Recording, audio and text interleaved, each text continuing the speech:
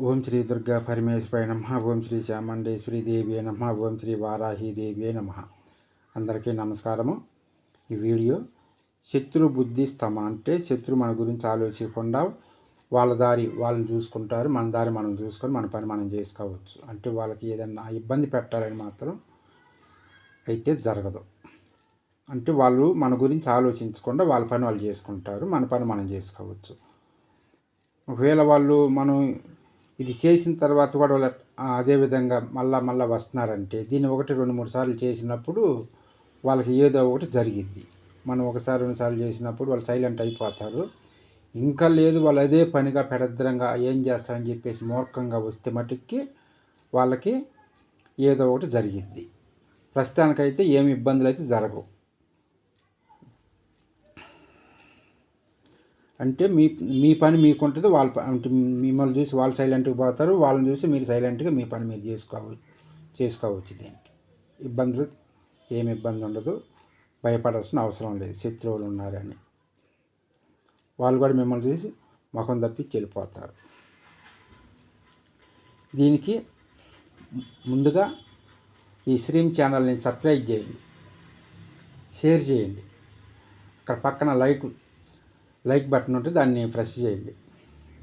మీరు ఇచ్చే ఒక లైక్ వల్ల మేము ఇంకొక వీడియో ఇంకా మంచి వీడియోలు చేయాలన్న ఆలోచన మాకు స్పీడ్గా వస్తుంది. మీరు ఎంత స్పీడ్గా లైక్లు కొడుతూ ఉంటారో అంత స్పీడ్గా మేము మంచి వీడియోలు చేస్తాం. ఉపయోగపడాలి, అందరికీ ఉపయోగపడుతుంది. ఏ విషయంలో అయితే మనకి బాధ కలుగుతుందో, ఇబ్బందులు కలుగుతున్నాయో, ఎక్కడ పోతే మనకి అవమానాలు జరుగుతున్నాయో ప్రతి ఒక్కదానికి మనకి ఏమి సమస్యలు ఉండి ఆ సమస్యకి ప్రతి ఒక్కదానికి నేను వీడియో చేస్తున్నాను. మీకు మీరు చేసుకుంటే ఏం లేదు. ఇంకా పక్కన వాళ్ళ దగ్గరికి వెళ్తే వాళ్ళు అదని ఇదని అంత తీసుకురా, ఇది తీసుకురా, అది తీసుకురా, ఇది తీసుకురా అని అంటారు. ఇది మీరే చేసుకున్నారు అనుకో ఒకరితో పని ఉండదు కదా. అందుకని మీకు మీరే చేసుకోండి. 1, 2, 3 సార్లు ప్రయత్నం చేయండి. ప్రయత్నం చేయకుండా ఏది రాదు. కాబట్టి దీన్ని ప్రయత్నం మీకు మీరే చేయండి. ఎవరైనా గురువు దగ్గర ఉపదేశం తీసుకోవాలా అవసరం లేదు. 2 వైట్ పేపర్లు తీసుకొని రెడ్ పెన్తో రాయండి ఈ మంత్రం రాసిన తర్వాత శివాలయంకి వెళ్ళండి. శివలింగం కనుక ఓపెన్గా ఉంటే అక్కడ పూజ చేసి అక్కడ 2 పువ్వులు పెట్టి అగరబత్తీలు చూపించి నమస్కారం చేసుకొని, నాయన స్వామి శివయ్య, నేను ఈ మంత్రం జపం చేస్తున్నాను, నాకు త్వరగా మంత్రసిద్ధిని ప్రసాదించిన ఆయనని 11, 21, 108 సార్లు ఓం నమ శివాయ మంత్రం చెప్పుకోండి. ఓం నమ శివాయ అనే మంత్రాన్ని 11, 21, 108 చెప్పుకొని మీరు నమస్కారం చేసుకొని శివయ్యని మనసులో ధ్యానించుకుంటా ఇదే మంత్రాన్ని అక్కడ ఒక టైం ఉంటే మీకు 108, టైం లేకపోతే తక్కువగా ఉందనుకుంటే 21, 11 చేయండి. 11, 21, 108 జపం చేయండి. చేసి ఇంక అక్కడి నుంచి శివని మనసులో స్మరించుకుంటూ ఇంటికి వచ్చేసి ఒకటి జేబులో ఉంచుకోండి, ఒకటేమో శివయ్య దగ్గర పెట్టిన పేపర్ని తీసుకొచ్చి మీ పూజా మందిరంలో దేవుడి ఫోటోలు ఉంటాయి కదా, మీ ఇష్ట దైవము ఆ ఫోటోల దగ్గర ఉంచండి. ఒకటేమో డైలీ మీ జేబులో ఉంచుకొని రోజు మీరు పనికి వెళ్ళేటప్పుడు కానీ, ఆఫీసులో పనికి వెళ్తున్నప్పుడు కానీ, ఇంకా ఏదన్నా డ్యూటీలకు వెళ్తున్నా కానీ ఆ జేబులోనే ఉన్నాయండి.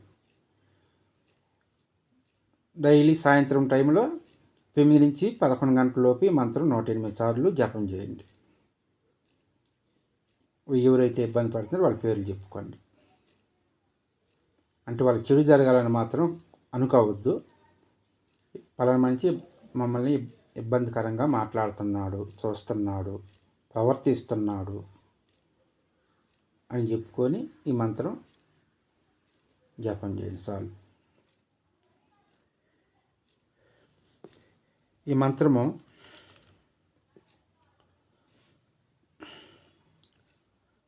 మీకు వీలుగా ఉంటే ఉదయం కూడా చేసుకోవచ్చు. ఎందుకంటే ఉదయాన్నే లేచి అందరూ హడావుడిగా పనులు పోయేవాళ్ళు, ఆఫీసులకు పోయేవాళ్ళు, డ్యూటీలకు పోయేవాళ్ళు, దూరం లాంగ్ జర్నీ చేసేవాళ్ళు ఉంటారు. లాంగ్ జర్నీ చేసేటప్పుడు 21 సార్లు చెప్పుకోండి.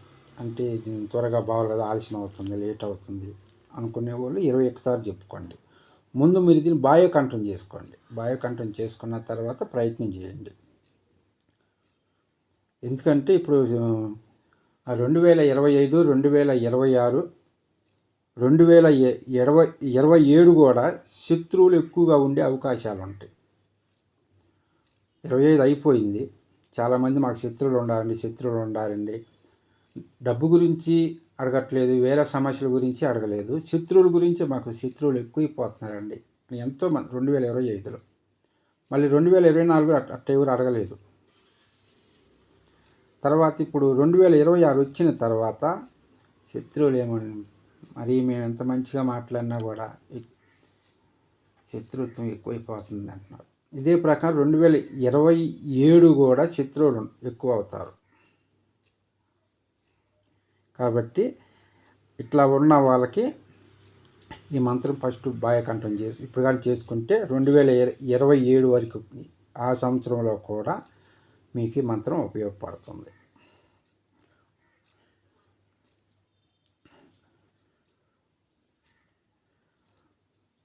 మరి ఒక విషయం ఏంటంటే, ఇక్కడ మీకు వీలైతే నది కానీ లేకపోతే నీళ్లు పారుతున్న పెద్ద కాలువ కనుక ఉన్నట్లయితే ఈ మంత్రం చెప్పుకొని ఒక పేపర్ మీద రాసి, ఒక జిల్లేడు ఆకుపైన ఈ మంత్రం రాసి, ఈ మంత్రం చదివి మీరు ఆ నీటిలో కానీ వదిలిపెట్టిపోయినా కూడా, అంటే నీటిలో వదిలేసేయాలన్నమాట ఆ మంత్రము పేపరు.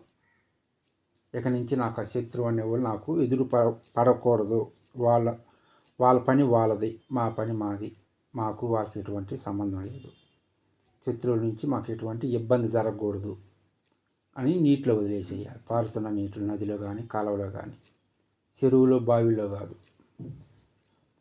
పారుతూ ఉంటాయి కదా నీళ్ళు, అందులో వదిలేస్తే మీకు ఆ శత్రు దేశం అనేది తొలగిపోయింది. తెల్ల జిల్లేడు ఆగిపోయిన రాసి మంత్రం చదివి నీటిలో పారుతున్న నీటిలో వదలవచ్చు. దీనికి నియమం నిష్ఠలు అనేది ఏమి లేదు. ఫస్ట్ రోజు మంచి రోజు చూసుకోవటము, మంచి రోజు చూసుకొని మొదలు పెట్టండి. ముందుగా బాహ్యకంఠం చేసుకోండి. మనకి శత్రువు అయితేనే, ఎందుకు మనకు శత్రువు కాకుండా చూద్దాం, వీడు మన పక్కన ఉన్నాడు, వీడికి చేసి చూద్దాం అనుకుంటే మీకు ఉన్న ఫ్రెండ్షిప్ దొరికిపోయింది. ఇంట్లో వాళ్ళకి ఎవరికైనా చేద్దాము అన్నారనుకో, ఇంట్లో వాళ్ళందరూ దూరం అవుతారు. నిజంగా మీకు ఇబ్బందికరంగా ఉండి మిమ్మల్ని మాట్లాడుతుంటే, అడ్డుపడుతుంటే అప్పుడు మాత్రమే చెయ్యాలి. అది ఏమీ లేకుండా మీరు చేశారనుకో, ఆ మంత్రశక్తి ఎవరికి పోయిద్ది? తిరిగి ఇంటికి వచ్చింది. ఇంటికి వచ్చి చేసినవాడు ఎక్కడ ఉండాలని చెప్పేసి వాడికి తగులుకుంటుంది. నీకు శత్రువు కనుకుంటే, ఓ ఈ మనిషికి శత్రువు వీడు కదా, వీడి గురించి చేశాడు కదా, వీడి దగ్గరికి పోదాం అని అక్కడ పోయిద్ది. అక్కడ శత్రువు లేకుండా మీరు అక్కడ ఏ విషయం లేకుండా మీరు చేశారనుకో, అది బయటికి పోయి తిరిగి ఇక్కడ ఎవరు శత్రువులు అనేవాళ్ళు ఎవరు లేరు, మనం ఎక్కడికి పోవాలని చెప్పి నేరుగా తిరిగి ఇంటికి వచ్చింది. ఇంటికి వచ్చి చేసినోడు ఎక్కడ ఉన్నారని చెప్పేసి వీడికి జ్వరపడిద్ది. అప్పుడు వీడు ఎవరి దగ్గరికి అయితే పోతాడో, వీడు పోయినప్పుడు ఇంకా మంచి ఫ్రెండ్స్ కానీ, ఇంట్లో కుటుంబ సభ్యులు కానీ, భార్య బిడ్డలు వీళ్ళందరూ కూడా వీడు శత్రువు అవుతాడు. వాళ్ళు కదా అయ్యేది, వీడు అందరికి శత్రువులు అవుతాడు.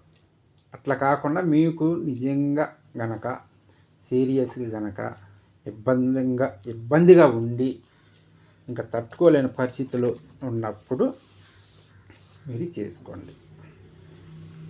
108 సార్లు ఉదయము 21 సార్లు చేసుకోండి, రాత్రి సమయంలో 108 సార్లు చేయండి. ప్రతిరోజు చేసుకోండి, ఇబ్బంది లేదు. ఎందుకంటే చాలామంది శత్రువులు మనశ్శాంతి లేకుండా అయిపోతుంది. తినటానికి బట్ట, వేసుకోవటానికి బట్ట, తినటానికి తిండి అన్నీ ఉన్నాయి. డబ్బులకి ఇబ్బంది లేదు, ఫ్రెండ్షిప్లకి ఇబ్బంది లేదు, అన్నీ నాకు కావాల్సిన. ఈ శత్రువులతో పెద్ద తలనొప్పి అయిపోయింది, తట్టుకోలేకపోతున్నాం. నేను ఒకటి మాట్లాడితే 2 అపార్థాలు చేసుకొని ఇబ్బంది పెడుతున్నారు. మేము మంచిగానే మాట్లాడుతున్నాం అంటున్నారు చాలామంది. దానికోసమే ఎక్కువ వీటి గురించే చేస్తున్నాను నేను. మనకు శత్రువు లేకపోతే మనం ఎక్కడ కూడా కళ్ళు మూసుకొని హరాముగా నిద్రపోవచ్చు. ముందు మనశ్శాంతి ఉంటుంది, ప్రశాంతంగా ఉంటుంది. మనలో ఉన్న శత్రువు కూడా తొలగిపోయిద్ది ఈ మంత్రం చేయటం వల్ల. మన మనసే ఒకసారి మనకి శత్రువుగా మారిద్ది. అలాంటి భావనలు కూడా తొలగిచ్చిద్ది అన్నమాట. మంత్రము ఈ విధంగా ఉంటుంది, చూడండి. ఓం అంగుళేలాత్రిత ఆశయ అంగుళ స్వహ. ఇది మంత్రం. ఒకవేళ నేను చెప్పేది మీకు ఏమన్నా పొరపాటుగా ఇబ్బందిగా అర్థం కాలేదు అనుకున్నా కూడా ఇక్కడ రాసి ఉంచాను, దాని ప్రకారం చూసుకొని చదవండి.